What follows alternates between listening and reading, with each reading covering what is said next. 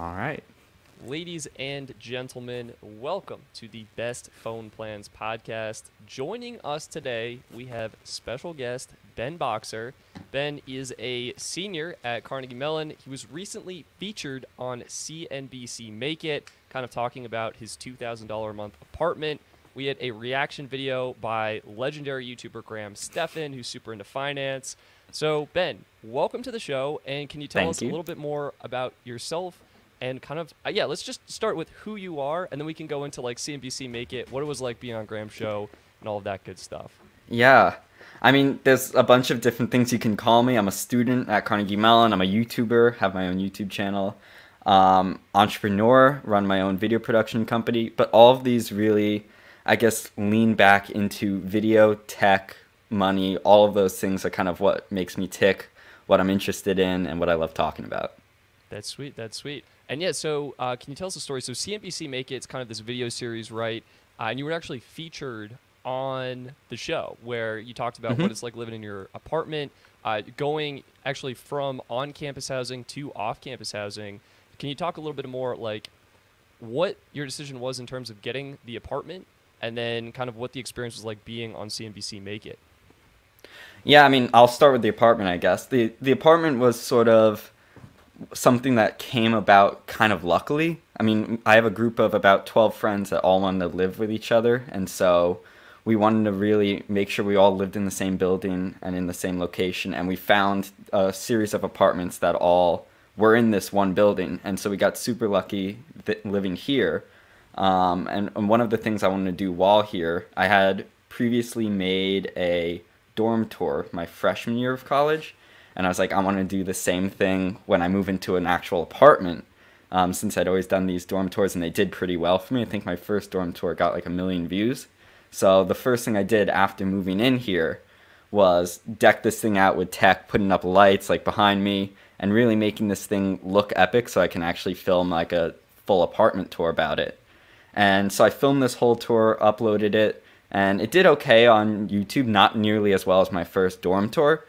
But at the same time that I was doing that, I was working at CNBC as an intern. So I interned on CNBC's Make It team, helped edit a whole bunch of videos for them, mostly just stuff for like their Instagram and some for on-site stuff, a couple YouTube videos. And so I had uploaded this apartment tour, and somebody on my team saw it, shared it with the team. They were like, hey, Ben posted this apartment tour. And that got it on their radar, and they were like, this would be perfect for an unlocked video. So that was the series that you saw on CNBC with the apartment tour. Yeah. And so they were like, yeah, let's do it. Let's shoot something like that. So it was a full remote shoot. Me and my roommates handled all of the camera work, all of that, just to kind of make sure that there wasn't people coming in and out, keeping things COVID safe, you know? Yeah. So it sounds like basically CNBC, hey, we have this video idea. Can you shoot your video for us? Exactly. It was exactly that. So the whole video was a mix of footage that we captured for CNBC to kind of make this a unique video tailored to their style, their audience, all of that, as well as a combination of footage I've previously captured in my vlogs and other YouTube videos, and some of the footage from the actual apartment tour that was on my own YouTube channel. Yeah, dude, that's awesome. So in the CNBC Make It video, there was a point where you were like showing off like your hallway closet, and it was just decked out. Like it was every bells and whistles, everything camera tech. Like, like what's up with that? How'd you get into technology and stuff like that? And how'd you get hooked up with all that awesome equipment? You know, that's kind of been like something that has been building over a really long time. Like I remember back in high school when I first got into technology and YouTube specifically. It was like my sophomore year of high school. So we're talking now like 7 years ago, something like that. I had gotten a printer for the holidays, and I was like, I want a printer. My first video was unboxing a printer. And this was super exciting for me. I was like, it has AirPrint, it has a photocopier, prints in color 2 sides. Auto duplexing. All right, so it's like it's a legit printer. It was a legit printer. I still have this printer to this day. It's sitting right over there. All and right. still That's works. impressive. So I unboxed this printer. Actually, funny side story about it. After I posted that video, it did like okay, about 10,000 views. And Wait, a what? 10,000 people watch this? That's amazing. Ben. That's actually Over really time, good. Yeah. That's actually really good. And a company reached out and says, hey, we want to send you a whole bunch of ink. And they sent me like a huge crate of ink for this printer. And so to this day, I've never bought a cartridge of ink for that printer just because I have like a lifetime supply sitting in a drawer over there. Doesn't the ink cartridges dry out though over time? Like, isn't that like a... They're sealed. You know, I thought they would, but they've been pretty good. They come in like sealed little bags, and I haven't had an issue. That is absolutely amazing, Ben. So you got this But printer. yeah. Were you into YouTube before? Were you watching YouTube? What was like, and then what was the printer? Like, was it just like, all right, this is awesome, I want to share it, or like, I want to try this out? How'd you even get your first video? I was always into YouTube. Like, I've always been watching videos from Unbox Therapy, Marcus Brownlee, all these big creators, some who are still around, some who aren't. And so I'd always been like watching these tech videos, and when I got this printer, like I just had like an inkling of an idea, I can't speak right now, of like, hey, what if like I filmed something like this just for fun, you know? Like, didn't think anything of it, didn't think I was going to continue to do it, but it's just like, I want to talk about this printer to people. My parents don't want to listen to me. My friends definitely don't want to listen to me talk about a printer. So let me just try it on YouTube where I can actually share my thoughts and ideas with people who might want to listen. And so I filmed an unboxing of the printer, said what I thought about it, and was like instantly hooked on that sort of like sharing my thoughts about tech. And from there, it just snowballed into me trying more and more tech, and like getting products whenever I can. Usually it would entail buying and returning a product just to like get my hands on it. And from there, I sort of fell in love with the actual video process of the actual YouTubing world. Yeah. And so that's how I built up that arsenal of gear in my closet, where it was just like, over time, I would slowly buy either a slider or a tripod or a light and just take whatever money I earned from these YouTube videos and funnel it back into that arsenal. Well, then you must be making some really good money on YouTube, because that closet had like at least $100,000 worth of, if not more. No, that's not 100K. It's not 100K. It's definitely in the thousands. Like I with the will say lenses, that. cameras, Yeah. I'd probably put it at like maybe 8 to 10K if I was to guess, just like based on a memory of a frame. Because you had some drones, you have some lenses. Those add up. I mean the they drones keep are their probably value. like $2K a piece. No, they're like $800, $1,000. No, my drone is like only 1,000. But a lot of the gear. So one thing that I've always been into is kind of finding good deals on stuff. And I'm always like scouring the internet. And so for the longest time, I was into, I think the correct term is retail arbitrage, where you buy something used or new for cheaper and then resell it for more. And I'd been doing that to like make some like little side dollars here and there. But as I got better at doing that, I used that to my own advantage to find good deals on camera stuff. So most of my camera equipment is used, and it's stuff that I found for good deals, or I found it, let's say, I would find a camera with 3 lenses and I didn't need the 3 lenses all in a kit. So I would buy that whole kit, sell off the 3 lenses, and usually that would pay for most, if not all, of that entire kit. So I'd essentially get a free or extremely cheap camera. And so I did that for a lot of my starting tech. Like, I would say both cameras of mine were bought in some process like that. All my lenses were. My first drone was a used drone that my friend in high school had crashed into a tree and broke. So I bought it off of him for like a couple $100, sent it to DJI, and they repaired it under warranty for free. What? Dude, So what was your I got- friend doing? I don't know. But like I had him send me pictures of the drone. I looked up the serial number. It said it was under warranty. So I was like, I'm going to try this. Nice. And so that's how I nice. got my first drone. So a lot of the stuff that I got over the years was just through like little deals like that, finding stuff that I could get for cheap so that I can actually make this like viable. Yeah. Because starting out, you don't make that much on YouTube. Still to this day, I don't make that much on YouTube. I remember when I turned AdSense on, when I think I got my mom to make an account or something like that because I was under 18 or the required age. And I think at first I made like $20 was my first paycheck. It wasn't even a paycheck because it was like the first maybe 1 to 3 months. And then it wasn't over the $100 minimum payment threshold. So I didn't even get paid. But I was like, hey, I'm doing something that's better than nothing. Exactly. Yeah, so many places to take this, from the creative side to the finance side. Let's maybe stick on kind of finance because I feel like that's an interesting topic. And then from there, we can maybe branch out. I'm interested in like your creative process and like what tools you're using from that standpoint.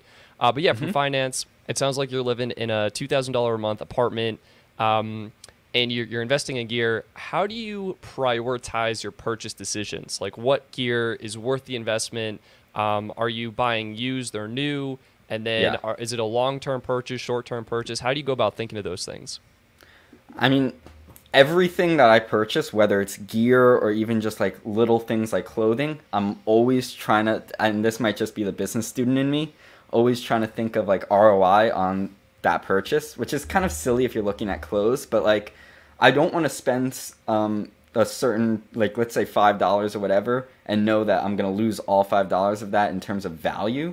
So if I'm buying a piece of gear, let's say it's a monitor or a laptop, if I need to like have at least an idea of how I could make that money back using that gear. And so that's where any big purchases come in, whether it's a camera, monitor, laptop. I have to see a certain amount of value in that purchase in order to actually use it.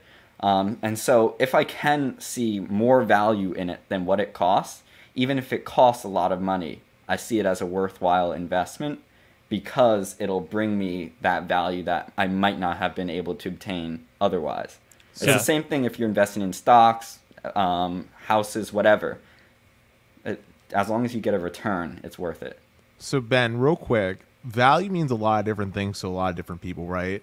For you, how do you kind of define value? Like, is it just straight up like if I buy X camera, it enables me to make X dollars, that's the value? Or is it like it saves me X amount of time, or is it X amount of enjoyability? Like, what is value to you? I mean, I kept it broad because there's really a lot of different aspects that go into it, but time is a big thing. If something can save me hours and hours and hours of time, I know that that'll in turn bring me some money because I'll be able to use that time on other things that are important and other things that can maybe bring me financial gain or bring me knowledge. Since I am a student, a lot of my time is spent learning. So if I can purchase something that'll save time, I tend to do that. Also, if I know I can make money off of that purchase, I'll do that as well. So like my cameras were a big thing where it's like, I know that having a good camera will allow me to actually film videos, whether it's a YouTube video or client videos or these CNBC videos. It's like, it's a worthwhile thing to have, and it's a worthwhile tool that I'll be able to get money out of. And then the same thing with like time. I have items like my laptop, I spec'd it out, even though Apple is by far not expensive. It's yeah, Dennis thinks they're overpriced. Yeah, Firm but believer I'm in able that. to edit so much faster on this computer than I was on my previous one, to the point where like I used to be able to pump out maybe a video a week, and now between all my different sources, I can pump out 2, 3, 4 videos a week. So it just brings me a lot of value in that sense. So yeah, time, money, all of those things are really things I'm looking at. So when we talked in private, though, you had brought up the fact that you were really into the boosted board. I would love to hear your explanation on the value behind the purchase of the boosted board. In the back? Yes. Okay, boosted board, definitely saving time. I mean, you don't have to walk around. I will argue that, but at the same time, like, how much time does it really save you in a daily 0. basis? Yeah, I mean, I think when it comes to transportation, you have to think, with some forms, like if you're being chauffeured everywhere, you can do work while being transported. Yes. Whereas if you're boosted boarding, you can't really, like, you have to focus on staying balanced, getting from point A to point B. I don't know, walking, you can maybe listen to a podcast, but you can do that while on a boosted board too. So it's definitely kind of trade-offs here and there. But I think primarily it's fun, right? Like, the boosted board has a lot of things that I love about it. It's one of my favorite purchases, I think, in the past, like, 5 years. Of, like, all the tech I have, all the cameras, computers, like, the boosted board is my favorite thing. Just because, one, it's so exhilarating to ride. Two, you can basically teleport between locations. I mean, like, I'll have a class that starts in, like, 3 minutes and be able to get to campus, like, a mile away, like, just like that. And also, one, it made a really good film tool. Like, I would use it a lot when filming short films on campus if I needed, like, dolly shots of buildings. So it just has a lot of advantages. It's also cool. I mean, I found out about it from this YouTuber, Casey Neistat. And so, like, after seeing him use it and love it, and then me getting to use it and now own one, it was just so cool. And it had that, like, cool factor that brings me back to those videos. What would you say were some of your best investments from the past years? And this could be something like the boosted board, where you're getting a ton of joy and a ton of fun out of it. Or this could be something like your computer or your workspace, where you put a ton of money into it, but it's returned time and value in terms of what you're able to produce. Best investments, boosted board's definitely one. I mean, that's one of my favorite purchases. I'd say, I guess I'm going to encompass computer and monitor as like my desk. Sure. My whole desk setup was definitely a really big investment for me. I know that's the thumbnail of this It is. video. Yeah. Totally ripped that. It was so good. What else was good? My camera. I mean, my camera's brought me everything that I can contribute towards today. It got me into school. It got me my job. So that was definitely a big investment. So I would say those three. So Ben, real quick, man, why don't you tell the audience, though, how you scored either the boosted board or that really nice desk, right? Because I know in private you were telling us how you pulled off some shenanigans to, like, somehow turn a profit on it even. So yeah, I mean, it was the same thing that I was saying before about the cameras, where I would kind of be scouring eBay looking for used boosted boards. I'd find ones with, like, really crappy pictures or just they didn't give a lot of details about the listing, but I could like kind of look in at the pictures and see, oh, it actually is this model with this many miles. And so I really understood like the market for boosted boards and would find these good deals, and I'd scoop them up, even though that was basically the majority of my bank account at the time.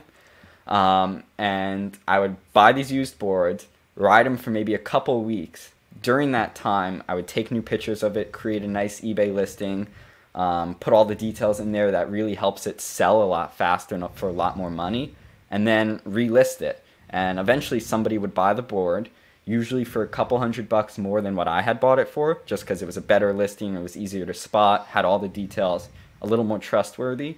And then I would ship it off to them, and essentially I just turned a little bit of profit while getting to rent a boosted board for a couple weeks at a time. So I did this over and over again my entire freshman year, or actually I think it was the second half of my freshman year. And after about a couple months, I had saved up enough money to actually buy my own brand new boosted board, and actually have made a little bit of money on top of that. And during that entire time, I still had one and still got to ride one. And the That's only brilliant. downside to that whole process really was just having to head to FedEx every day with a big boosted board. But I ended up actually, I would usually carry these boosted boards while riding a different boosted board to the FedEx store. So I was like holding a big boosted board, riding one, and that's how I would ship them off every single day. Wow. That's hilarious. So this flipping strategy that you've incorporated, man, have you been doing this with your phones as well? Like I was looking at your channel, right? You've been doing some awesome reviews on like iPhone 12, iPhone 12 Pro. Is that something you've been incorporating now with the phones as well? The phones, and especially the iPhones, I tend to just kind of buy for a review it during a 1 week period, sometimes even faster, because you got to get those reviews up very fast to work with the algorithm, and then I would return them. So I didn't usually flip iPhones because there's really not a market for used iPhones. They do retain a lot of value, but the problem is as soon as you buy them, you lose that value. So you're not able to flip them for a profit per se, especially when they're brand new. Yeah, so I actually tried this right when the iPhone 10 came out. That was the brand new design for iPhone. That thing was hot. What I did is I took a gamble. I actually bought two of them. One from Best Buy, one from Apple. And I think I returned the Apple one because their return policy is super easy. And I think I tried to flip the Best Buy one. And did you make a profit on it? So I bought it for like baseline, I think $1,000. I sold it for $1,400 on eBay, which sounds like a profit. But after I should be, factored in, because it's like 10% plus some PayPal fees. That still should be a profit. yeah, well, so the 10%, the PayPal fees, and because I had to pay like 8% sales tax in New York, the whole total ended up, I think I lost like $100 on that. And Best Buy charged $100 more for their specific model. That was the year they were being really annoying that's about what that. it was. Yeah, so all of those together meant that I lost money, but it was really interesting to try that. And yeah, you're definitely right. Phones devalue so fast. I actually just did a video on the best deals on the Galaxy S21, and the phone literally came out like 2 to 3 weeks ago. You can already get it up to $200 off, I've seen. Really? Yeah, and this is on the used market. It's insane. That's insane. That's like a 2-week-old phone. Yeah, right. So definitely, I feel like the buy and sell strategy works better for some items, and it sounds like you were really keen into the boosted more market.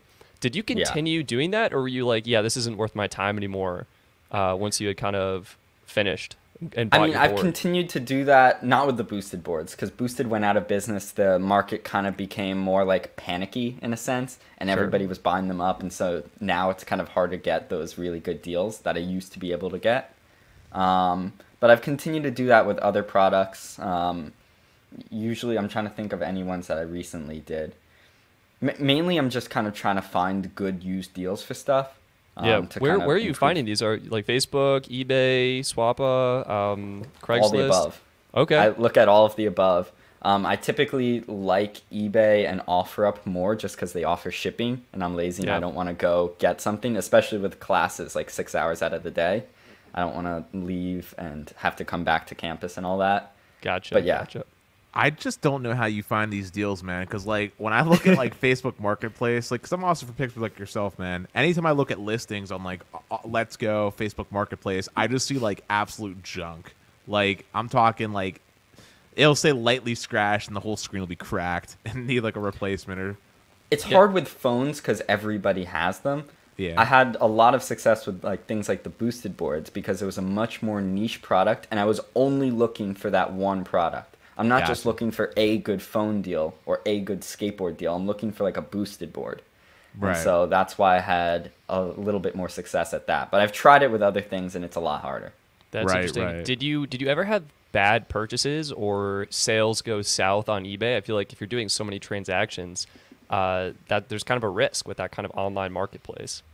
Yes, we just send you rocks or something in the mail. I don't remember exactly how it happened, but one of the boosted board sales, somebody really tried to scam me. I usually never fall for these scams, but there was one where I had purchased the product under like a PayPal, insured, all of that, and they sent out a package, but they sent it to like a house just down the street, so it showed the same zip code and everything, and it was just an envelope, like an empty envelope and nothing in it, but they got the tracking and all of that listed on eBay, so it was a lot harder to actually kind of not get scammed for that thing. Oh, interesting. Because as soon as I knew instantly what had happened because I saw the weight on the package on USPS. Yeah. So I contacted eBay, and they're like, no, it looks like it's sent out. Like, I don't know what you're talking about. I was like, oh, no. But after like a month and a half of back and forth with eBay customer support and hours on the phone, I got that transaction just wiped. I feel like that would have been pretty cut and dry. Like, isn't a boosted board like 6 pounds? Or like, the boosted boards are pretty heavy, right? Like, they're like 6 pounds, aren't they? They're like 20. 20? Okay. So, 20-pound boosted board, like 1 ounce envelope. You would think. eBay, you would think that something's wrong. Yeah, no. But I definitely, I mean, you're lucky that was a buyer side thing. I've been following Jonathan Morrison, and he's been scammed when you're a seller. It's actually much harder because people will like get the product, say it's damaged or whatever, or like it's not as described. And eBay and PayPal are usually really good at siding with the buyer, and they'll like refund the purchase pretty much without any questions asked. So you definitely have to be careful there. What's interesting is when I was selling my iPhone 10, I had someone immediately after the auction finished messaged me, said, hey, I actually need to ship it to this address, but it wasn't the buyer, and they're just like trying to sneak in there, just get you to ship it to the wrong address. So yeah, definitely filled with scams. And so I'm glad you got that resolved. I know it's a pain in the butt, but I'm also glad you didn't lose money on that. So I know Jonathan's pretty careful with the buying and the selling. I once sold him an Apple Watch. This was like back when the first Apple Watch came out. Wait, no, you sold Jonathan Morrison an Apple Watch. What? It was. I'll tell you the story. It was the first Apple Watch. This was like right when it was released, and I don't know if you remember. I think this was back in like 2015. I don't remember what year the watch came out. Yeah, no, 2015. I think you're right. Yeah, and they were super hard to get, especially the steel model. And that was one of my first unboxings that actually performed well. I bought the steel with the black leather band. Yeah. Yeah, and I got it very early. I remember like waiting up at like, I think it was like 3 a.m. because there was like the time zone difference. Yep. You had to make that 3 a.m. pre-order. And I got my pre-order in. I filmed the unboxing, and then like just after I posted it, I saw John tweeting like, hey, does anyone have a stainless steel Apple Watch they're willing to sell me? And I was like, yeah, I have one. And he DM'd me. He said like, hey, I'll buy the watch off you plus like $80 or something like that. Like plus retail. So I made a profit off of a used unboxed watch. Dude, and I shipped it to him, and then he really appreciated it. So he like linked my video in the description of his. Oh, that's awesome. Go back to his first Apple Watch video. This was back when he had, I think, less than 1 million subscribers. He was like, hey, go check out Ben Boxer's unboxing too. Wow. That's incredible. I just got to say real quick. So, Ben, like, you've just been blowing up with so many big names, right? Like, you got Graham Stephan, you got, because of the CNBC Make It video. Like, have you actually had anything happen behind the scenes where you've done, like, talks with collaborations with these people? Like, there's a lot of big names that you seem to know. I've been trying to. I emailed both Graham and Meet Kevin. Those are the two that I was featured on recently, to be like, hey, can I hop on your podcast? Meet Kevin actually responded, said yes, but then it ended up falling through. Oh. So I have not done anything with them yet. I'm hoping I'll be able to. So those are in the works. Keep those options open. That's super exciting, Ben. Well, think of Best Phone Plans so we can help them save some money on their cell phone bill, right? Yeah. But speaking of cell phones, real quick, I want to pivot towards this real fast. So, Ben, if I remember correctly, when we talked in private, you rock T-Mobile currently for your cell phone service, right? Okay.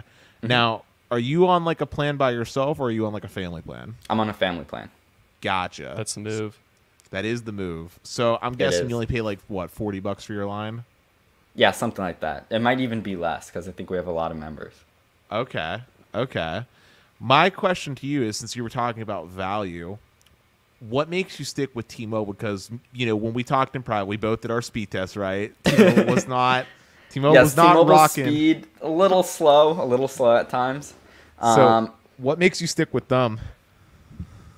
You know, I just think one, price is a big thing. I'm going with, I want data and I want decent data, and all plans sort of have that nowadays. You never get a plan with like atrocious speeds. Like even T-Mobile's slow speeds are still relatively usable and fine for most things that I do on data. So I was just going with a really cheap plan, and one that my family was willing to also use, because my dad uses a lot of calling, a lot of texting, and he needs a lot of data on his line. Same thing with the rest of my family. So we needed a family plan that would get the cost down compared to a lot of other options. And we needed like kind of varied data caps for each line. And T-Mobile was a really good option for that. It's also one that my family had been using for years prior to them introducing that whole Simply Choice plan and all of that. So it just kind of made sense to stick with that. That's sweet. Who actually made that decision? Like, were you like, hey, we need to get on this? Or like your parents were like, hey, we're just going to get on this plan? So I remember this was whenever they introduced that Simply Choice plan. This was like a while ago. Because now they're even past that Simply Choice plan. And I think it was T-Mobile One. It was 2015 they introduced Simple Choice, and in 2016 or 17 they did Simple Choice North America. And then they did T-Mobile One, and then One they did. Plus. Now they're on T-Mobile One. No, but I remember Magenta. back when it's Magenta now. Or it's Magenta now. They keep changing it. Yeah, exactly. But yeah, we were on whatever their legacy plan was before Simple Choice, or my dad and like the rest of my family were. And I went to him and I was like, "Look, T-Mobile just introduced this Simply Choice thing, or Simple Choice. Is it Simply Choice or Simple Choice? I think it's Simple Choice. It's Simple Choice. Simple Choice. Okay, I've been saying it wrong. So they introduced Simple Choice. It's gonna be less money when all of us are on this plan than your current one, and there's more benefits to it. And that kind of convinced them to be like, "All right, I'll do it."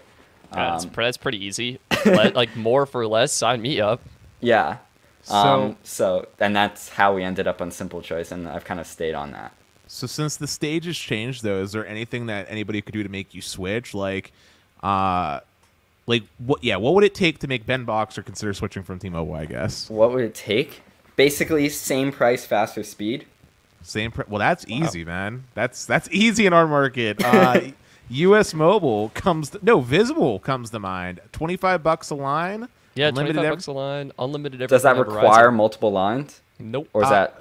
No, basically, Visible does something really cool. So they have this thing called Party Pay. Basically, you can just sign up with random strangers. In fact, Stetson, if you want to I made a party. So the way it works is each bill is handled separately.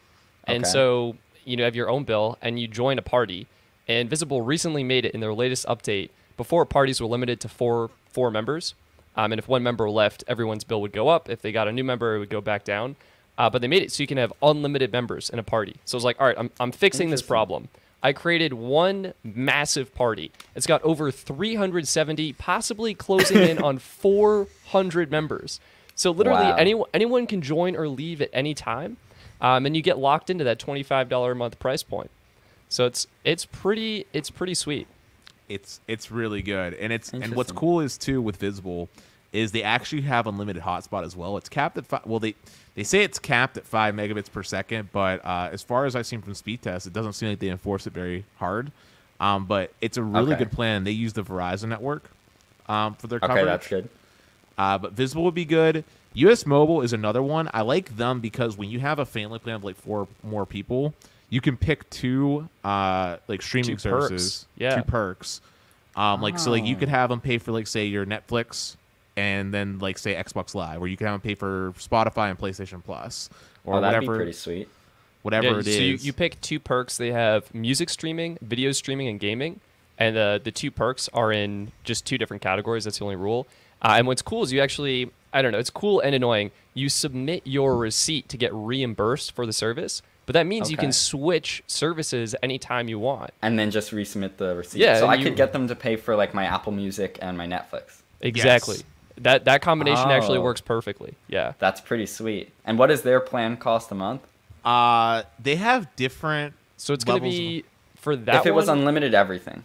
they have a 50 gig soft cap. So you have 50 gigs Okay, at I full could work speed. with 50 gigs. And then they limit the speed now to 1 megabit per second, which is, it's slow, but it's still fast enough. Then pretty much, it's fast enough for what you need. iMessage, loading up a couple websites, Google Maps, things like that.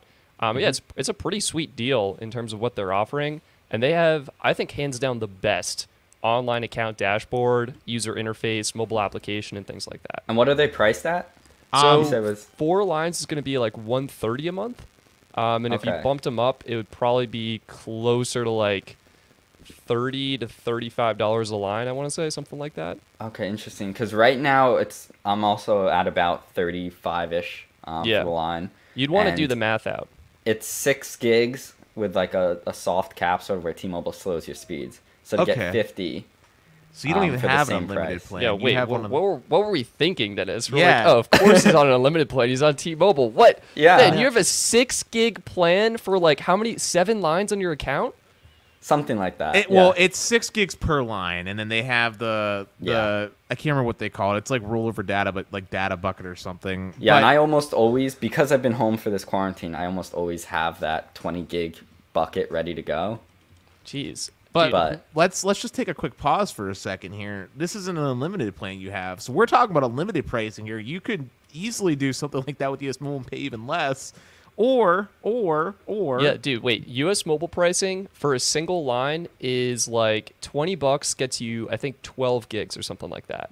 yeah. Well, so that's like double what I get now. Yeah, so it's double what And you is get it with the for soft less. cap, or is it like hard off at That 12? one's hard. That one's hard. Okay. Yeah, That's so, a hard yeah, cap, It depends. but you're dealing with 6, and the throttling after your 6 gigs is 128 kilobytes on that old plan. But alternatively, I was gonna say Mint Mobile, which uses the T-Mobile network. If you want to Same coverage. That's Ryan Same Reynolds. coverage. Yep. Seen But- the ads. Yeah, Mint Mobile, man, dude, $20 a month gets you 10 gigs of data. That's what Stetson's using right now. That's what I'm on. It's a great plan. It has all the same coverage. It's really good. Hmm. But honestly, I would honestly recommend you check out US Mobile though. Like, get like a test sim, dude. Like they have Who does a US Mobile use? Is it Verizon? Verizon. They use- Verizon or T-Mobile, and you right? choose. But you Okay. you want to choose Verizon. Trust me. yeah, yeah. If you and- choose Verizon, though, then you're using the CDMA network, right? Not really anymore. Not actually. really? Yeah. So what happened was before there was a difference between GSM and CDMA, but with LTE, the technology is essentially the same. Like LTE is the same across different carriers, so it doesn't really matter. Like a Verizon phone works on AT&T, an AT&T phone has the bands to work on Verizon. You just need to make sure they're unlocked and ready to go.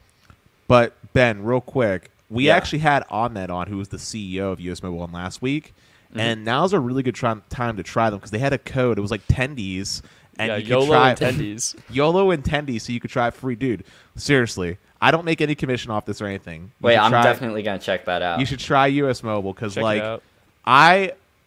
like I said, I have no profit from them, but Ahmed is a super cool guy.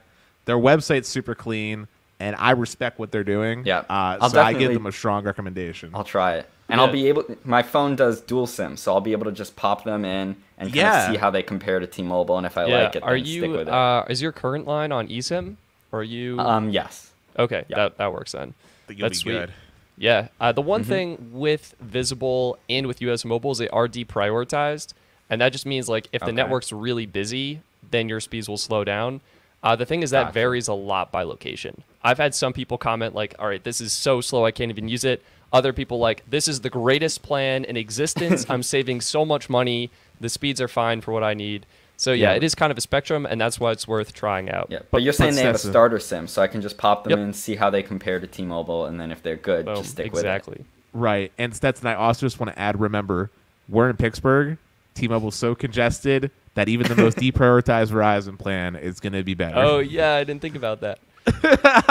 No, but yeah, Ben, you should check them out. But also on the topics of internet related things, here's a good one for you. So we had this in private. You have Comcast right now, right? Like I do. with it. Yeah. Okay. So we talked about things that save you time and save you, all that stuff for value. When you were looking for an apartment, why didn't you look for a place that had FiOS? To be honest, Wi-Fi was the last thought when we were trying to find an apartment. Does Pittsburgh do you have good on-campus Wi-Fi or why was it? On-campus Wi-Fi is like phenomenal. Right. CMU's campus Wi-Fi is like some of the best Wi-Fi speeds I've ever gotten anywhere, period. And the coverage across the whole campus is great. Oh, that makes total sense. Like you're probably 80% of the time on campus or like close enough to campus where you're Or totally it used fine. to be, yeah. Yeah, you I was don't gonna need say, it. Once COVID hit, everything completely changed. This apartment was purchased before that all happened. We signed the lease before we even were sent home from school last year. So kind of all of that changed, and we needed to get a better Wi-Fi plan. So we ended up now having the best that Xfinity will offer in this location. Ben, you But want to know what's initially funny the is? plan was to go there. You want to know what's funny is about your campus? What? The Wi-Fi that you have.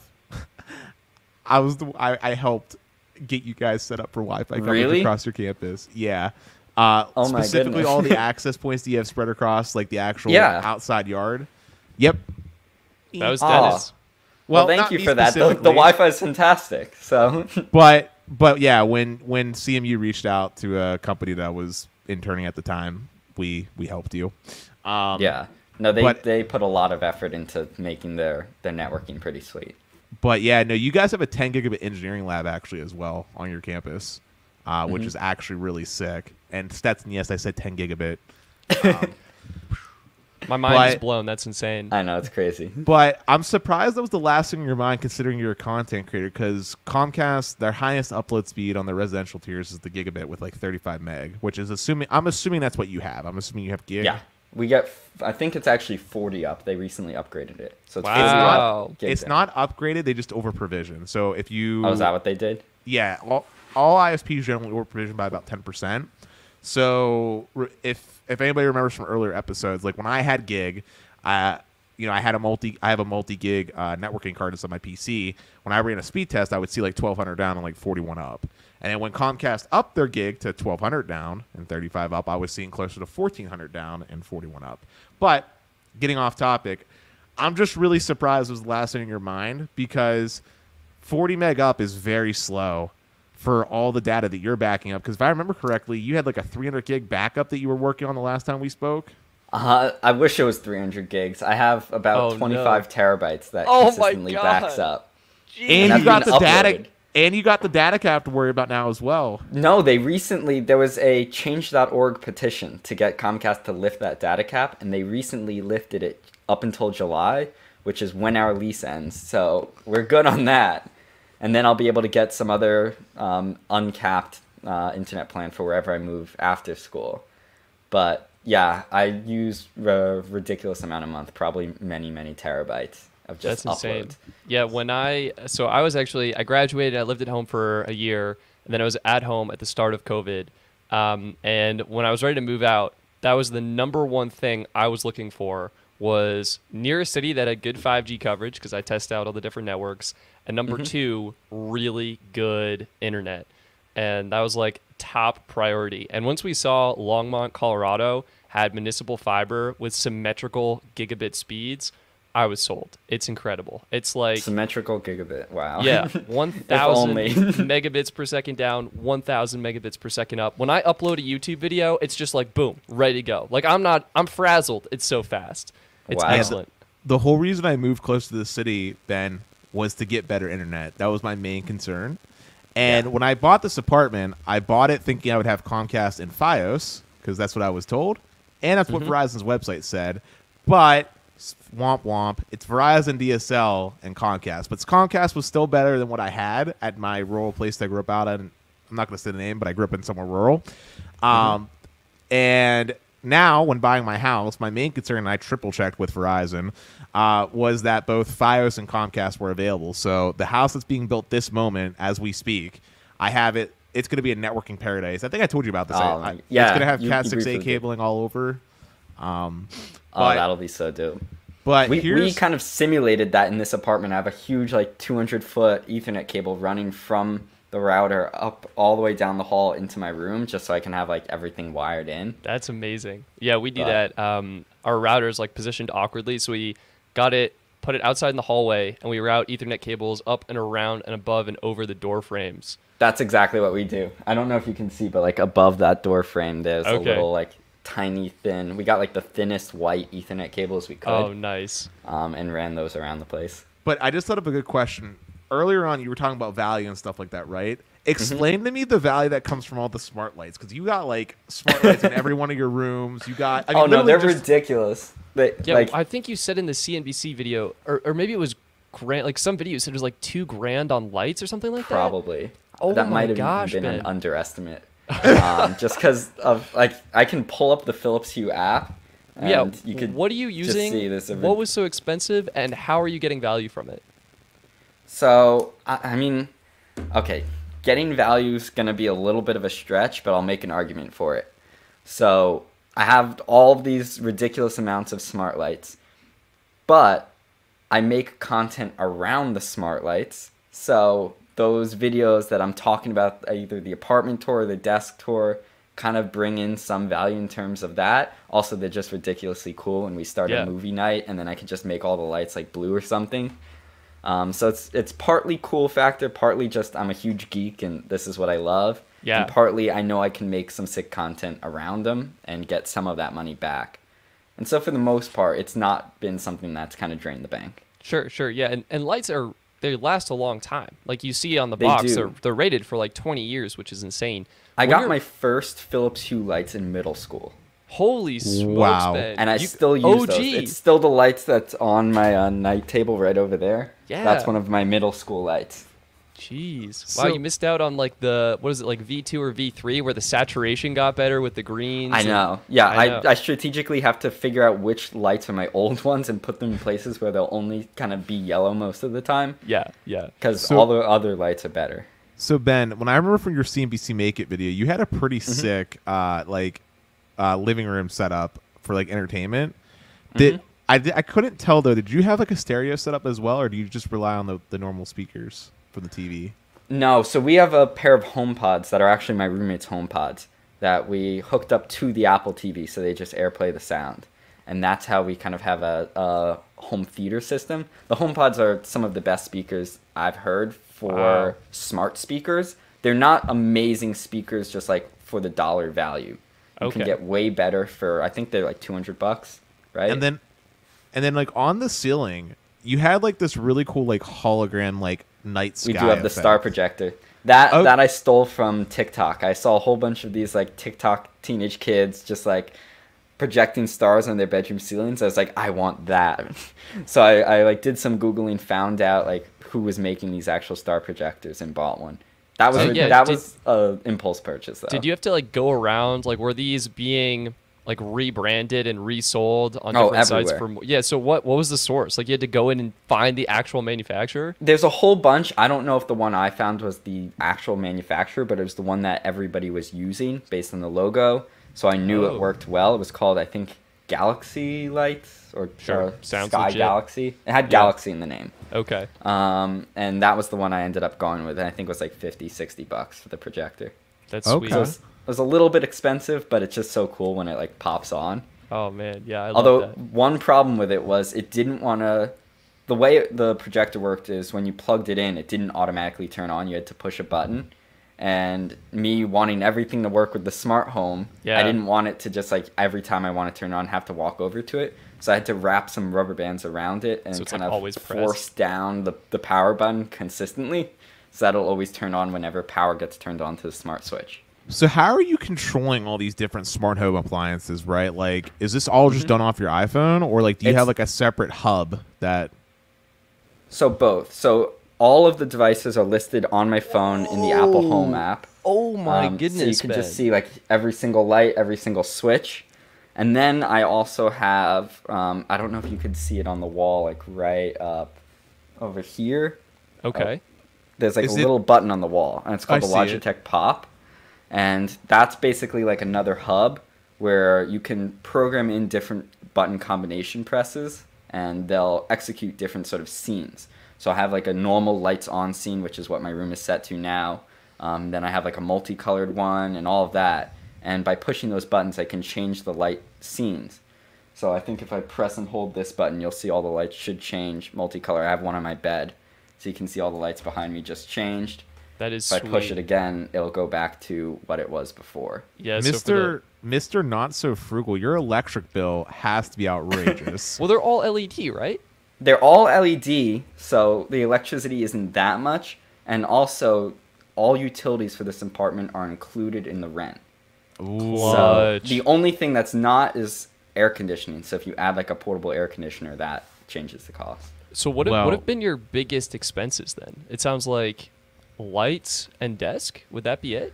Desk is by far the biggest purchase I've made at like one point in time, because I think I bought basically everything for the desk right when the new 16-inch MacBook Pro came out. So I Oh. bought like the $1,500 monitor, $4,000 computer, the speaker system, the desk itself.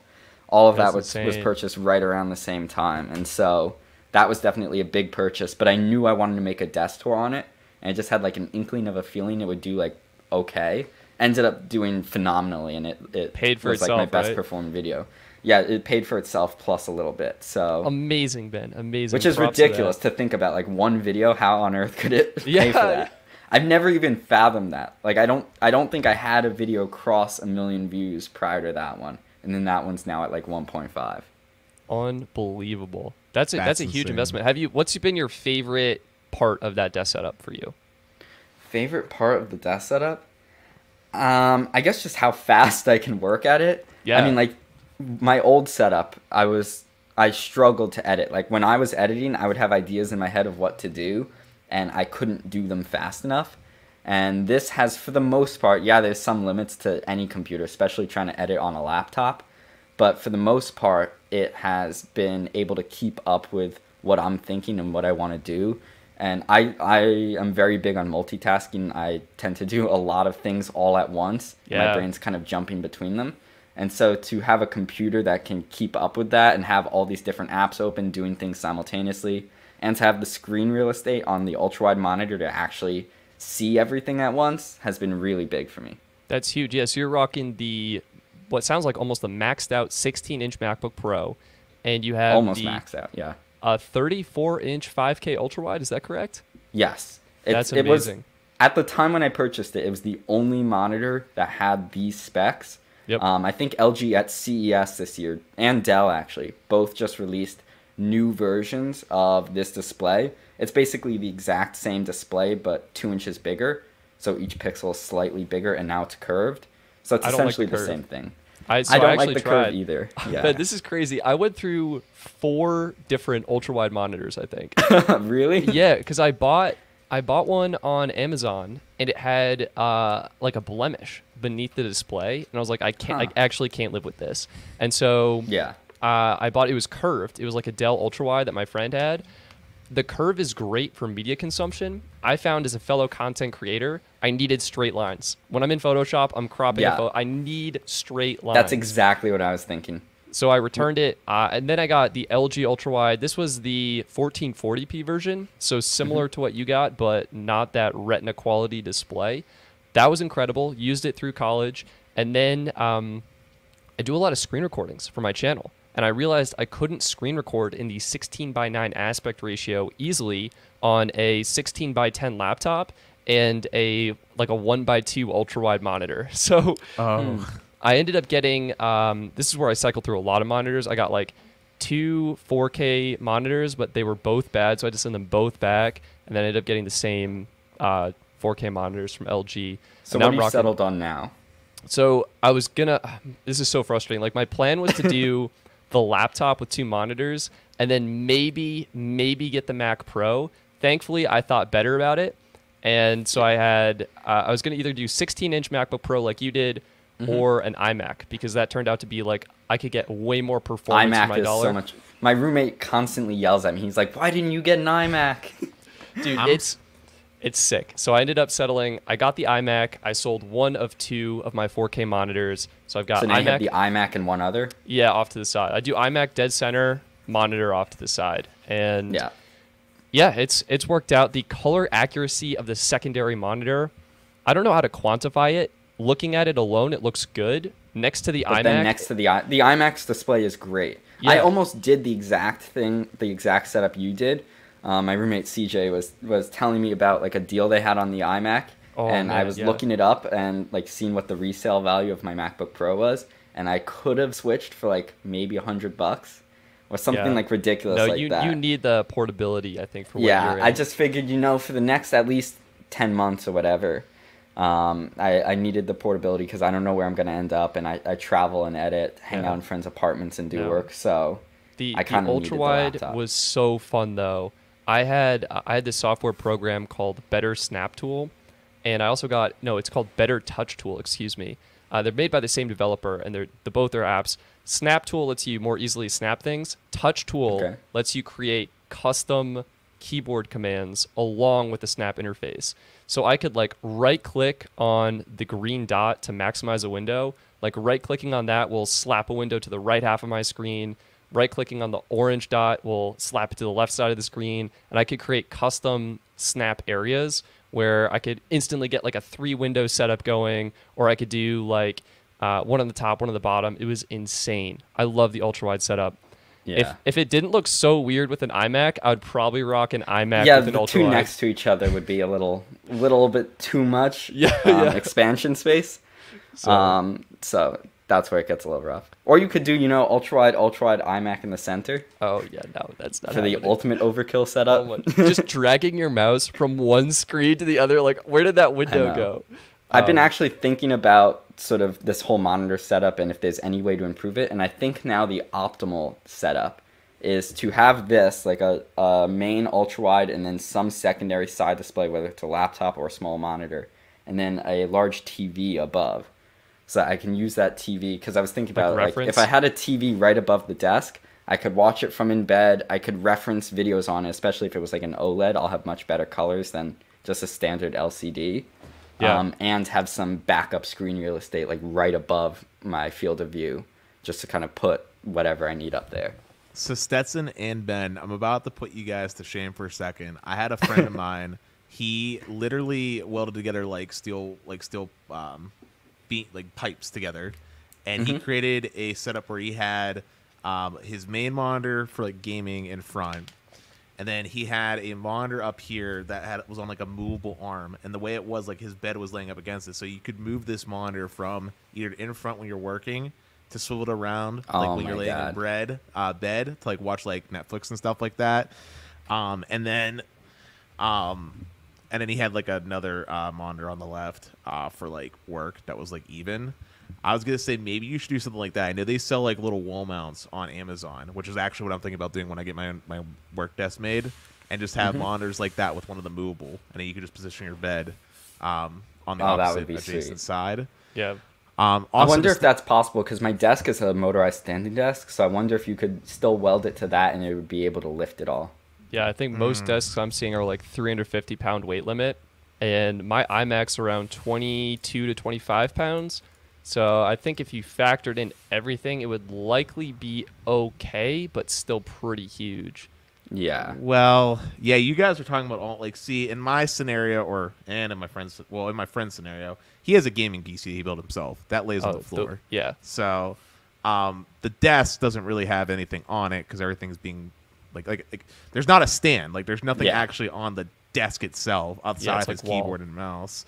But on a side note, speaking of setups, I'm surprised that neither one of you just does like a laptop, like the MacBook, and then just have like a I don't know what you call it, but it's like a docking station, and you just hook up the monitors, just that. Ben kind of has that actually. That's kind of what I have. I wanted to be able to utilize the MacBook screen, obviously, so not close it, because if I'm paying for the screen, might as well use it, you know? So I have this little device. It's called the CalDigit dock. I linked it in my desk tour, but yeah, affiliate link in Ben's description. Yeah, go check. We'll find a way to link to that, and then you can. Yeah. But that was like one of the coolest finds for the desk setup, and really allowed me like kind of actually get everything set up the way I wanted, because it allowed me to plug my monitor, all the hard drives. So I have like 5 hard drives totaling to like 20 something terabytes. My speakers, webcam. What else is plugged in? Another SSD, microphone, a camera, like if I'm actually recording something like this, all through one cable. Speakers, yeah. And it's all going through one single Thunderbolt cable. That's and powering so your laptop too, right? And it's charging the laptop, yeah. Unbelievable. That is beautiful. Ethernet, I have Ethernet going in through there as well. You thinking about getting maybe an external GPU to make editing faster? I was looking into that. The problem with external GPUs and Macs is that they're very finicky with video editing specifically. Yeah. So I've seen performance tests using the Blackmagic eGPU, which is like the one that's best integrated with Mac. Apple sells in their Apple stores. Yeah. And that one was actually getting worse video editing performance than just the standard GPU inside the MacBook Pro, simply because of optimization with the software. Wow. Yeah, right. This is why I can't do Macs, man. The walled garden. I know it's a great ecosystem, man, but that walled garden, that's a bummer. It is rough at times. Sometimes I think like, should I just have like a secondary Windows machine to edit on and just edit on that? I will build it. What are you using for editing? Are you Premiere? I'm Premiere and Final Cut. Okay. So primarily Final Cut. Yeah, because it runs so fast. But I use Premiere for all the stuff with CNBC. I've used it for other projects at Carnegie Mellon. So I've kind of used both and have lived with both. I like Final Cut a little better just because it's so optimized for the Mac. But you get all the Adobe suite probably for free thanks to your college, right? Yes and no. I get it when I'm taking classes that require it, and then as soon as I'm not, they cut off the subscription. So as long as I stay in film classes, they give it to me. That's better than what I had. Penn State, now that I'm back my master's, I'm not doing anything that requires Adobe, but I have access to the whole Adobe suite. So like Illustrate, Photoshop, you name it, I have the whole Adobe Cloud. Plus Penn State has like special cloud backup with Adobe Suite as well. And then we also have like our Penn State like backup drive. It's almost like OneDrive but better. Well, actually worse because it's only like I think it's like a terabyte of storage we get. But okay, Penn State. Yeah, that's the one thing about CMU that they do give me. Every student gets unlimited Google Drive. So up until recently, my cloud backup of all 26 terabytes has been living in my school's Google Drive. I'm sure they're thrilled with that, Ben. Thank you. Yeah, they are. Yep. They're definitely not. When I was studying abroad in London, actually, I had an issue because CMU's Wi-Fi is for the most part unlimited. Then unless you're like really hogging the entire network for some nefarious reason, they won't shut you down. But when I went to London, I was staying on Boston University's campus in London, and they had a much smaller network because the entire student body there was only like 200 or 300 students. Mm-hmm. And I had kept my auto backup on, just kind of in the background, not even thinking about it. And when I arrived to London, within the first 2 days, it had started auto backing up some video editing projects I was working on. And that was like 300 gigs or something ridiculous like that in just 2 days. and I got an email from the IT department in London, and they're like, hey Ben, not to like be mean or anything, but you're hogging 2/3 of the entire student body networking capacity.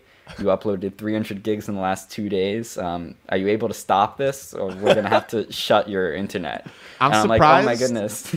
I'm surprised their firewall didn't flag you for some type of like botting or like virus or Trojan or something. Because all it was just uploading to Google Drive. They probably saw where these packets were going. I don't know if they had the ability to do that, but like it wasn't anything ridiculous. It was just uploading a lot of files. I know. It's just that a lot of times if people set like rules in their firewall for like routers, like usually, like let me put it this way.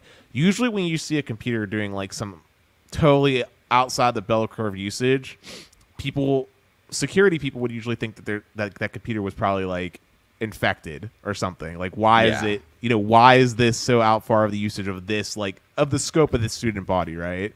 Now, granted, obviously just checking the packet traffic and seeing where it's going would answer the question, but as a preliminary check when people are asleep and stuff, like that would probably be your first rule, like, this is kind of weird. But yeah, that's probably why they emailed before shutting it down, just to make sure it was like... Yeah, you could actually shut it off and it wasn't... Because, like... I mean, there are students that might rely on the internet for this stuff, so they wanted to make sure. But Stetson, I see you have a couple questions. I'm going to let you ask them, and then I want to answer some questions the audience had, actually, for Ben. Okay, so 2 things. We're going back to your Final Cut Pro versus Premiere. I genuinely tried to switch to Premiere in college, so I entered college as a cinema photo student. And so I was in like CP1, Cinema Photography 1. We're doing these films. All right, you're supposed to use Premiere, and I tried it, and it was so slow. Going back to your time efficiency thing, I was so slow at using it. It's like it's not worth my time. I asked the professor if I could use Final Cut, and he was just like, "Yep, you can do it." And so I did everything in Final Cut. So much better. I was so much happier. The second big question I had for you is, how long do you think your desk setup will last? I know when I buy tech, I have this idea that, all right, when I bought my iMac, it was similar to you. It was like a $4,000 computer. I maxed it out, like literally the highest specs I could get from Apple, except for RAM, because you can swap that out yourself. So that's what I did. Smart. Bumped it up to 64 gigs of RAM. Like I built this machine, and I was like, this is going to be like a 5 to 10 year computer. And then M1 came out. Apple M1 came out. Like I could be doing what I'm doing right now with this stupid $800 Mac Mini. Same exact thought as you. I got this computer. I was thinking this will last. I got the 3-year like Apple Care warranty on it. And now I'm kind of worried it won't even last that, just because of how big of a performance jump M1 is going to be. And I'm actually thinking like I might just be able to get like a baseline M1 and beat this. And like basically break even on that. So I think the setup will last another year. I foresee another year out of it. Also because I don't think M1X is going to come out for another year. I think it's like an October-ish release. Yeah. So that's about 6 months away, 8 months away. What's holding me back is the current M1 laptops only work with one display. The current ones couldn't replace something like a $4,000 computer. Yeah. But they are so high performance for what they are. Yeah. And their battery lives are insane. My roommate's brother came over one day, and they were both sitting on the couch on their laptops, and they both just like for fun. My roommate has the older 15-inch MacBook Pro, and his brother has the new M1, and they both unplugged from charger at the same time, and within like 30 minutes, my roommate's computer was at like 60%, and the M1 was still at like 98. Oh my God, I relate so hard to that. I had first of all, when I was going into college, I was, I guess like 1 or 2 years ahead. So the newest MacBook Pro was the already 1.5-year-old 2015 MacBook Pro. So that and it was it was like mid 2016. Apple, like this was the longest Apple had gone without updating their MacBook Pro lineup. So I had to buy that. And then they immediately updated it with the brand new design, the touch bar, which is like, hit or miss. But my battery life, like 2 years in, was garbage. Like I would literally start class at 9. By 11 a.m., it was like hot. The fan was on max speed. And it was ready to be plugged in. Yeah, no, I don't know if you can hear it. The fan's always on max on my laptop. Yeah. Thankfully, I did have Apple Care. And so I sent it in, and I got the batteries glued to the top case, which is where the keyboard keys are. Mm-hmm. And so they replaced, it was basically a whole new computer. The only thing that's the same was the logic board and the solid state drive, and everything else was like brand new. So So you got a whole new top case, whole new keyboard, trackpad, all of that. Yeah, and I said the screen had dead pixels in it. I'm like super particular about that, and so they replaced that as well. But now the M1 is out, and I'm just like, wow, I really want to like get rid of this old chunky beast and like get like the new M1 MacBook Air or something. Well, that's one of the nice things about technology and specifically Apple stuff is they do retain some value. So like you can always like to answer your question about the desk setup and how long it'll last. I'm sure parts of the setup are going to change over time. Like that's just how technology works. Things kind of become or need updating. So the laptop might see an update. Maybe the monitor will, although I foresee the monitor lasting a lot longer. But as these things get better and better, you kind of just slowly swap them out. And yeah, you might spend a little bit here or a little bit there to actually facilitate that exchange. But after buying the initial setup, like most of the upfront cost is done in the beginning. It's when you have no computer to get your first computer that you spend the most money. And then after that, it's just kind of selling something and buying something, especially if you know how to sell technology. It sounds like you know like these markets and these different apps that allow you to do it, and you can get a good value for it. Yeah. So yeah, you're thinking your computer's probably like a 3-year machine tops, and you're gonna update. Like for phones, I've come to the conclusion it's actually cheaper to buy and sell every year. For my particular needs, it's cheaper. But for laptops, yeah, what do you think? Are you gonna try and ride it out? Are you gonna try and flip more frequently? What's your thought?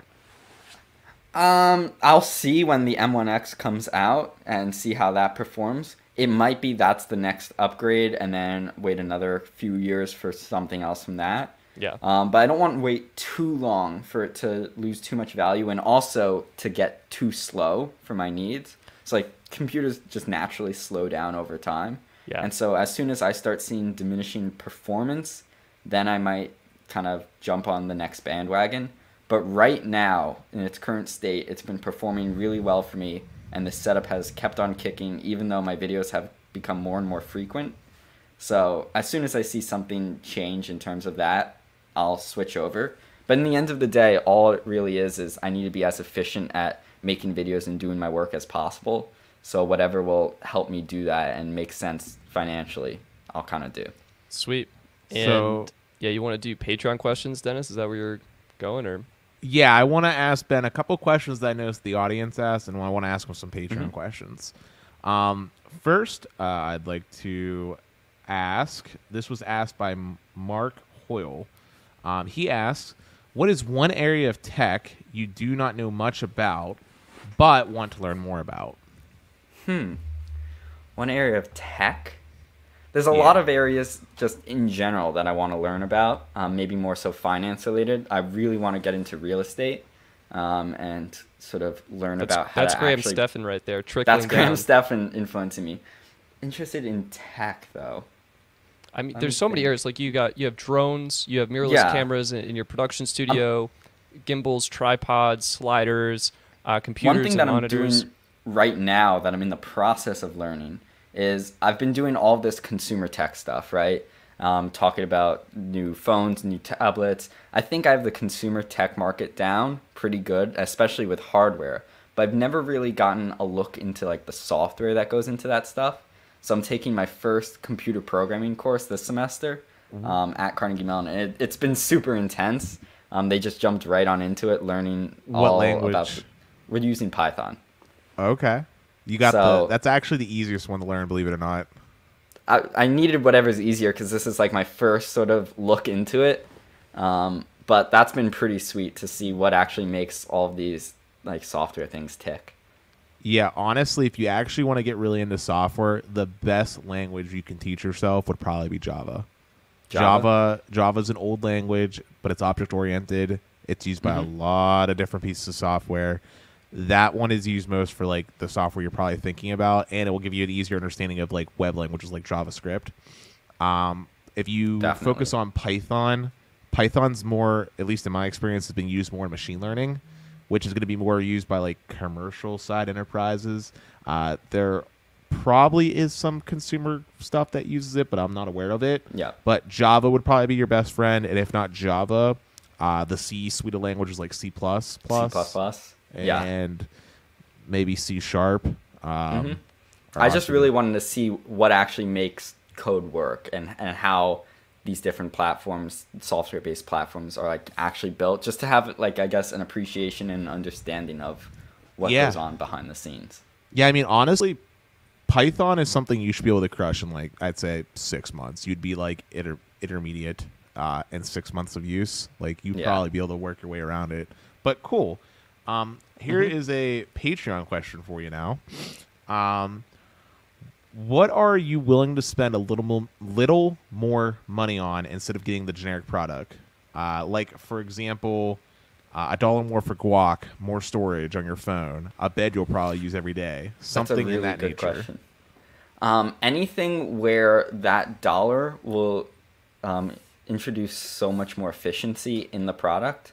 So what I mean is, like, I'm going to just take the smart lights, for example. Philips Hue is like the name brand when it comes to smart home like lighting stuff and multicolored lights. But there's so many on Amazon. If you just type in multicolor LED light, there's all of these ones, usually for half, if not less, in terms of cost.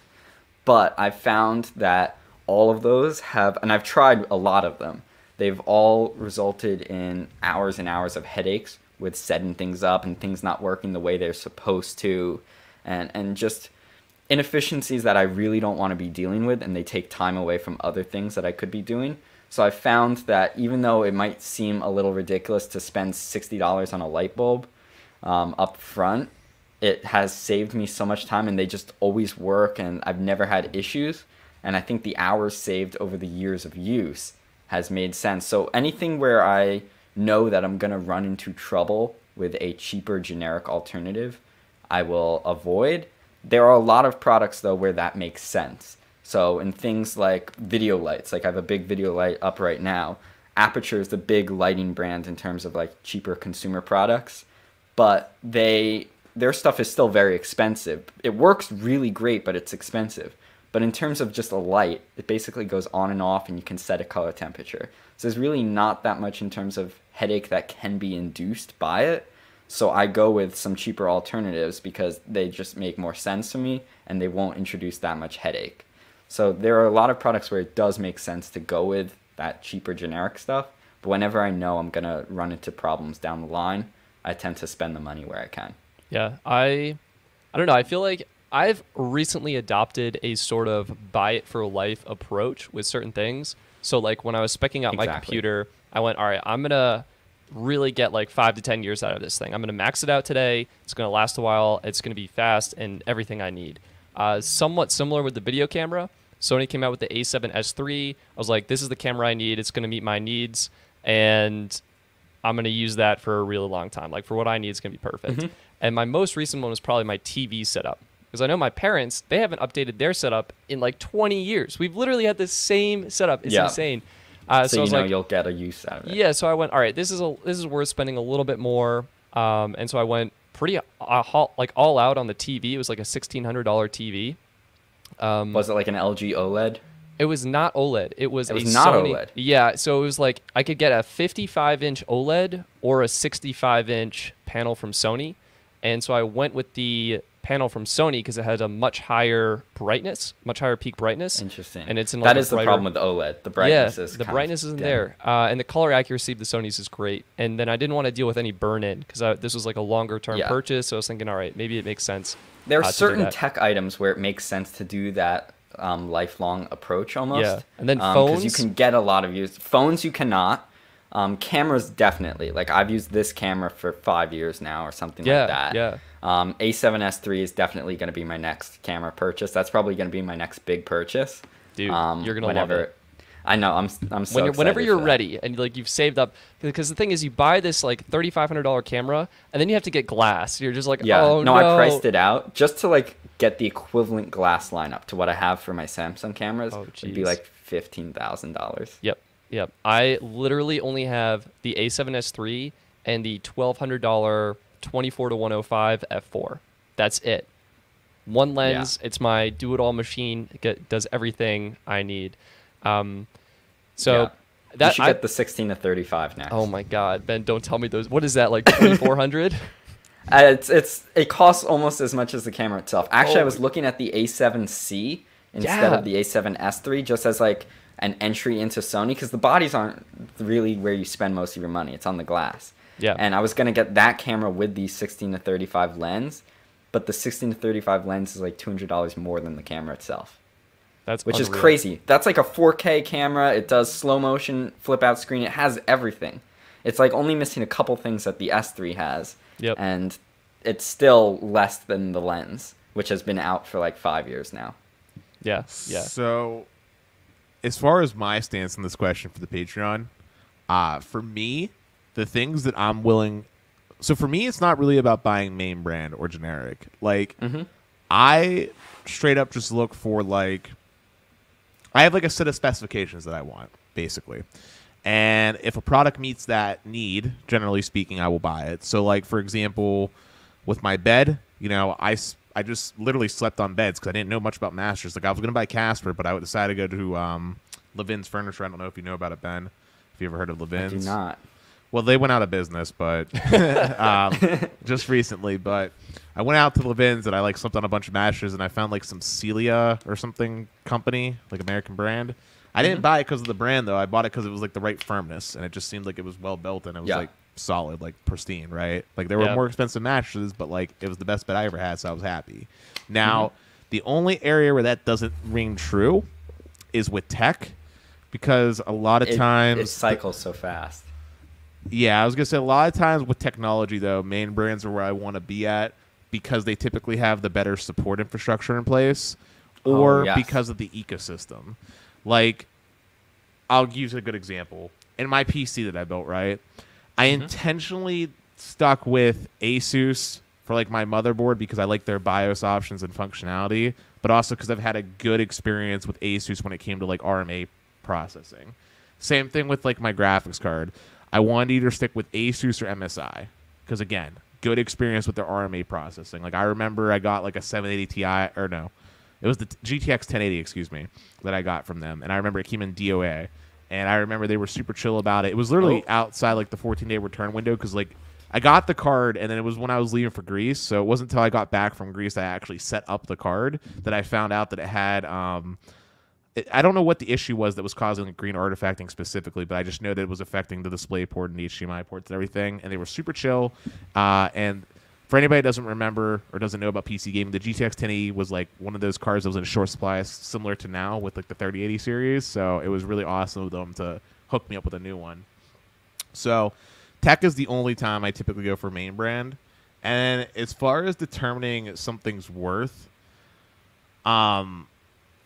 I base it based off of how much I'm going to use it or how much, basically how much I'm going to use it.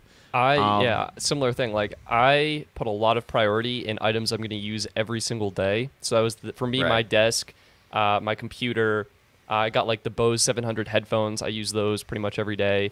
Anything that's like a daily use item, I try and get something that's high quality and it's going to last a long time. Definitely. Things I've cheaped out on, I wouldn't say cheaped out, but like I got a very economical car as an example for my first vehicle. It was like a Toyota Prius from 2010, and most modern cars all perform basically the same. They're all owned by only a couple manufacturers and built off the same chassis. So like cars I do not care about at all because they lose value immediately. In fact, I've never bought a new car. All my vehicles I've owned have been used. I had a 1991 vehicle. I had a 2003 Buick.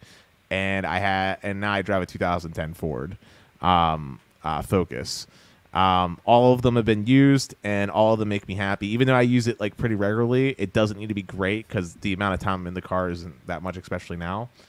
One thing that I also spend a lot of money on, even though I probably shouldn't, is internet. Like you, Ben, I used to pay for gig. It was only just recently that I reduced my speed. And the only reason I did that was because of the data cap. Now, I know it got pushed back, but I was paying a lot for gig. Generally speaking, honestly, though, I'll usually buy the best that I can of most things, unless a company makes me angry that I hate them vehemently enough to not, just out of spite. And I'll put up with whatever the least thing is I can tolerate, typically. What are some things you guys try and save money on? Save money on? Food. Yeah, for me, food is big. I try and I love when you go grocery shopping, you can see the price per unit underneath the item. I know like constantly compare like brands. Like, all right, it's like 5 cents for this brand per ounce and like 10 cents per ounce for this one. Of course, you get the cheaper one. Although I will say I do kind of splurge a little bit. I'm big into like organic vegetables and things like that. No. Dennis is not about it. I was going to say I like it, but I won't pay an extra $2 for a cucumber. It's expensive. But I like to try and support that kind of ecosystem. But I do try and save on that a lot. Store brand everything every day of the week, man. Give me that great value Walmart brand canned peas. I'm fine with it, man. Yeah. No, I go with whatever's cheapest on Instacart. Another thing I actually try to save on is clothing. I'm very big on, I forgot the name of the type of wardrobe. It was it's like when everything is matching with everything, so you don't have to put like much thought into it. It's like what Steve Jobs did. Yeah. So it's like minimalist basically or essentialist. Everything that I own clothing wise is like black t-shirts, gray t-shirts, and like jeans and some sweatpants. And it's very like bland, but it just makes one, getting ready so much easier, and two, I get things in bulk. So I'll buy like these packs of like 10 black t-shirts or something, and I found like ones that I like, and so that makes it just so much easier to get clothing, and I can get it for a lot less money. So That's sweet. Yeah. Listen, I got better at this, but I used to literally just wear Hanes, like the white t-shirts that I'm wearing right now. Mm-hmm. In high school, my senior year, I used to just wear Hanes white t-shirts and then just wear different levels of sweatpants. My senior year of high school. Now, I got better, okay? And the reason why I got better is because I got free shirts. Like, I don't know if anybody remembers from last week, but I was wearing it. You probably couldn't see it, but it said, like, Smile, and it was for my orthodontist. It was a black t-shirt I got from my orthodontist for free. Or your T-Mobile Tuesday t-shirt. Free T-Mobile, or a ton of stuff from college. Like, when I was at Penn State, like, so many of these different small companies would come for, like, their job fairs and stuff. And I would just rock these free shirts. I remember my apartment that I stayed at up in, it was like a townhouse, actually, that I stayed at up in college. They gave us, like, free shirts all the time. I can't remember the name of it. It was, like, It was something in It was, like, 801 Toffees, but I don't remember the name of the place. But it was up in State College, and they gave us, like, a bunch of free clothes. I remember I got, like, this ice cream shirt. Basically, all my clothing in my wardrobe is stuff I got for free, with the exception of pants and, like, socks and underwear. And even that stuff I bought, like, Hanes socks from Dollar General for, like, $3. So clothes and food are definitely places I cheap out, because clothes, they break even if you buy expensive stuff. Like, I can't tell you how many pairs of socks I replace in a year.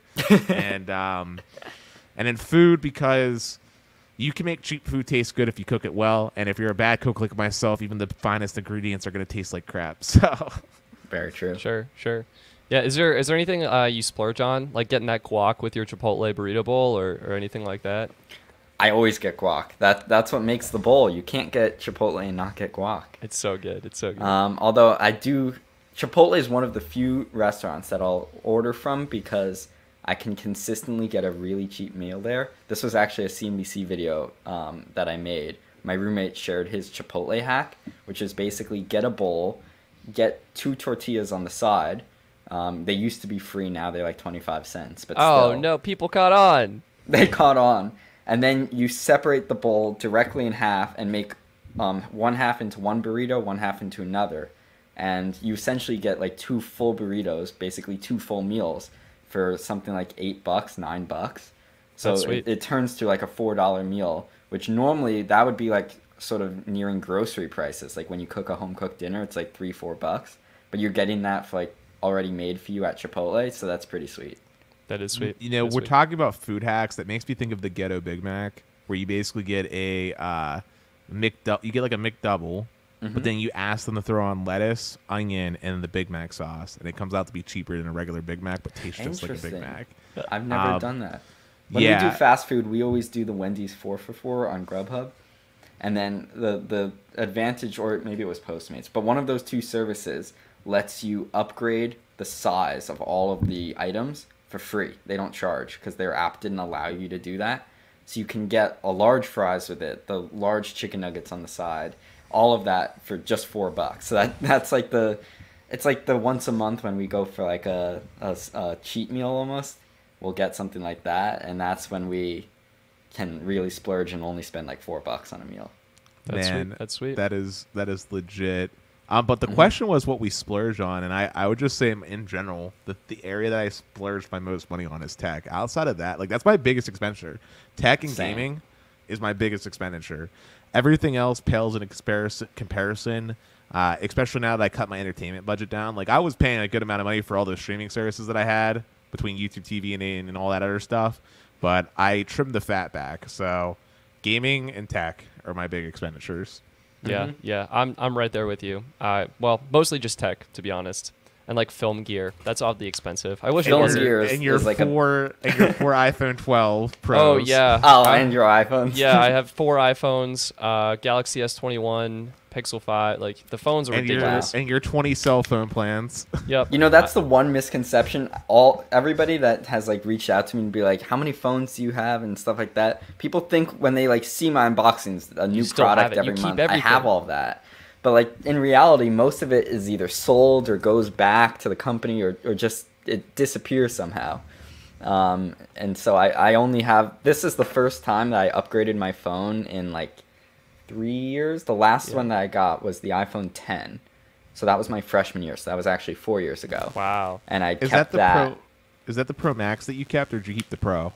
I kept the Pro. The Pro Max was a little too big for me. This is even a big phone. I have this like little O-snap grip on the back. That makes it like easier to hold. But other than that, like I don't really keep a lot of the tech I check out just because it wouldn't make sense financially to do so.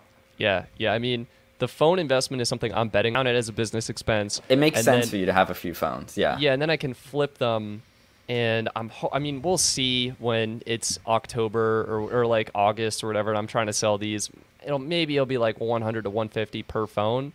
But I'm hoping I can make that back, and I might try and get rid of like the 12 mini or something I'm not using now. Yeah. But yeah. I'm starting to lean more into trying to, because camera gear, like you were saying, is also a big splurge for me. So I'm starting to lean into making more content on camera stuff, just to kind of give myself an excuse to maybe try out more camera gear and keep some of that. So my next product that I'm super excited about, the DJI should be releasing an FPV drone. Yeah, in actually. a couple weeks. On the Pinch to Zoom podcast, second podcast I co-host with my friend Gabe, we did a reaction video to the leaked unboxing of I saw that. Yeah, it looks so cool. I'm so excited for it. I've been checking out a few FPV drones. A buddy of mine who runs Beagle Drones, Dwight, he's been sort of sharing his drones with me and showing me all about FPV and really got me into that world. So I'm super excited to see what DJI introduces, mainly just because as there's more competitors in this sort of pre-built, really good FPV space, both companies are going to get even better, and we'll start to see. It reminds me a lot of when like that Phantom 3 came out from DJI many years ago, and like drones just started to get like really, really good, and people got more excited about it. I see that happening to FPV right now. Yeah, it's going to be awesome. And also back to your aperture comment, they just released the Amaran 100D and the 200D. I saw that. Yeah, dude, those are my next lights. When my roommate moves out and he takes his good lights with him, I'm probably done on those. I was thinking of getting a second one of those so I can use this as like a background light and then have the aperture as the main. Yeah, $200, not that bad. I know, it's crazy. So, sweet. Well, crazy Ben, it's been amazing having you on the show. I want to wish you the best as you finish up your college degree in one of the craziest years ever. Hopefully the online classes aren't too bad. Super fun having you on, talking tech, talking about what we spend our money on, what we splurge on, what we save on. And yeah, I want to thank the Patreon supporters who asked the questions, and I want to thank the 2 super chat donations here. We have Jar Cohen 123. Thank you so much for your support. And we have Mark Hoyle. Mark, thank you for your continued support of the channel. Really appreciate everyone. You can find Ben Boxer's socials and his YouTube channel linked in the video description. Check out all his work, his insane desk setup, his apartment tour, all of that good stuff. Yeah, thank you all so much for joining. That's going to be it. I'm Stetson. And I'm Dennis. And I'm Ben. And we look forward to talking to you in the next episode. Take care, Thank everybody. you for having me. Absolutely. Bye, guys.